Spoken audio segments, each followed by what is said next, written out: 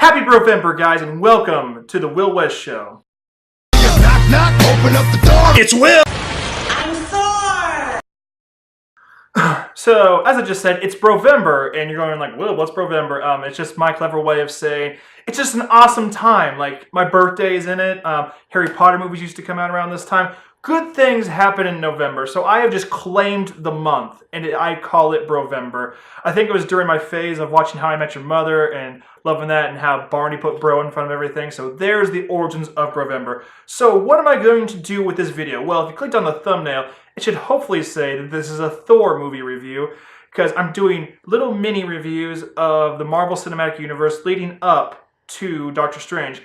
And for this first week of Brofember, I'm going to do little mini reviews of the Marvel Cinematic Universe. The theme, you would think it's mystical, but you'd be wrong. It's actually Marvel movies that I had no idea about. I thought they were going to fail, just like these are weird concepts. How is Marvel going to pull this off? How is Marvel and Disney going to pull these off? So we're kicking things off with Thor. Also, guys, stay tuned to the end of the video. I got a few announcements to make, so granted this might be a little bit longer, but if you just stick in there, it's going to be really cool and awesome, I promise you. So let's just jump into it. So, Thor!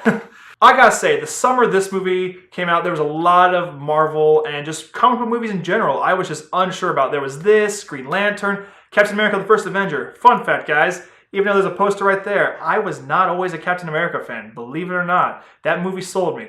And X-Men First Class, I'm going like, oh my god, these all look bad, like what's gonna happen? But things got kicked off great. I literally had no expectations. The only thing we had seen was in Iron Man 2 that hammer had hit the ground and Coulson was like, oh hey, I found it. And there's little hints like, oh, it's the Land of Enchantment on the license plate, or blah blah blah. We had seen little tidbits. Conan O'Brien was making fun of him a little bit. I had no idea what to think, but here's the story. So the story of Thor, we follow Thor, Odin's son. He is a god, but in this new Marvel universe, they might be semi-aliens. But compared to us, they're gods. They're the powerful. But Thor is coming up. He is the favorite son. He's really cocky. He's really arrogant. He's he's probably most of the entitled 20-somethings right now who are kind of going I deserve the world, blah blah blah. But he's coming up as a god. He's next in line to become the king, and he's just very unlikable in the beginning of this movie. And like I said, I had no expectations for this movie, but this movie really surprised me. We get to see Thor's entourage, the Warriors 3. I forget all of their names off the bat, but we got Punisher as one of them. I believe it's Volstagg he ends up playing. We got Idris Elba as Heimdall. He's really cool. He can see anything, and he's a guarder of the Rainbow Road, but not the Mario Kart Rainbow Road, just FYI. We got Sif, played brilliantly by Jamie Alexander, showing that the Marvel Cinematic Universe has wonderful female characters. I wanted her to play Wonder Woman, but she's stuck in this Marvel contract, so there's no way that's going to happen. And she's doing Blind Spot now, so who knows? Maybe in an alternate universe she got to play Wonder Woman, but if nothing else, this is a good, close enough gift for her, because this got her a lot of exposure. She's wonderful. And Loki, played brilliantly by Tom Hiddleston. And like I say, I like a lot of Toms, and he is, in fact, one of them. He's, obviously, I'm picked up on movie tropes, and I figured he was going to be the bad guy just from reading comics and knowing a little bit about Thor and doing a little bit, just a quick Wikipedia search about Thor and Loki's relationship. If I didn't even do that and I went into this, I would kind of believe, hey, Loki probably isn't the bad guy. I'd be like, oh no! But, he's really sympathetic. He's probably the best Marvel villain we have. It's just baffling that the Marvel Universe can't get more villains like him. You get his motivations. He wants to prove himself to his adoptive father because he actually, in this universe, is a frost giant.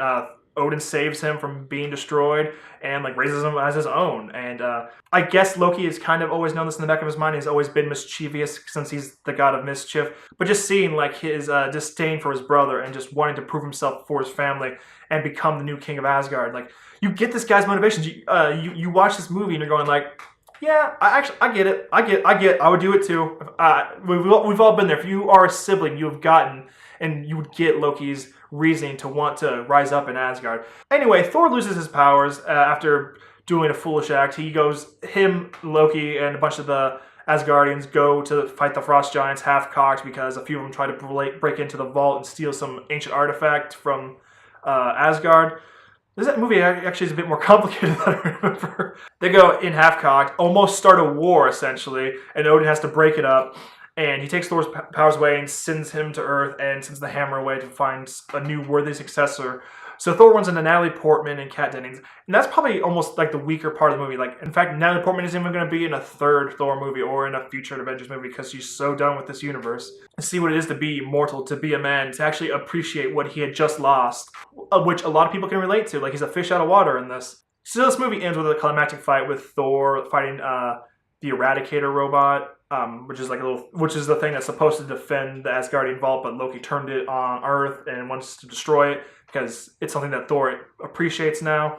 And then we see a climactic fight between Thor and Loki after Thor gets his powers back.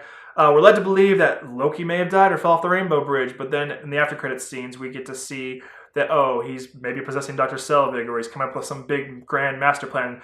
And as we see in Avengers, he does end up teaming up with Thanos and getting the Loki Pokey Scepter, as some people call it, and attacking Earth. I gotta say, there is a lot to like about this movie, and just the mystical realm of the Marvel Universe doesn't really interest me that much. But what they did with this was great, and it did definitely get a sort of fan. I gotta give this movie a 4 out of 5. Not perfect, but that's a solid B at least, right guys? So what do you guys think? What's your favorite Marvel Cinematic Universe movie? Let me know in the comments below. And as always, guys, when there's a will, there's a way. Alright, like I said, guys, here's the special announcement at the end of the video. It is Brovember, and I think it would be really cool if we can get to at least 100 subscribers before November 19th. That's my birthday. It'd just be a cool little gift. Some people are actually watching my videos more often than I thought would ever happen, but still, it'd be awesome if I got those subscribers. That helps me out a lot, and it would just be a cool birthday gift. People say, like, oh, I don't know how to do this. Just go to Google, go to YouTube, click the little sign-in button. It takes just a few minutes to sign up and make an account. Do that. Like this video, comment. All of that helps me out. There's a little algorithm. If there's more activity on this video, it gets thrown out into the ether, and then bam, like, people will find me, and then I'll have to stop. And then I can finally stop asking you guys and begging on my Facebook and this and that to end up liking and subscribing to everything. But yeah, that'd be really awesome, 100 subscribers, and just keep an eye out. Share this, subscribe, tell your friends, tell your wife. Just do something, guys. Help me out here. There's obviously going to be more Marvel reviews this week. Keep an eye out in a couple of weeks. There might be some other mystical and magical things I talk about. Maybe where to find them. Who knows? And maybe some of my favorite movies, since this is the month of my birth. So just stick around, guys. And when there's a will, there's a way. Thanks for watching, and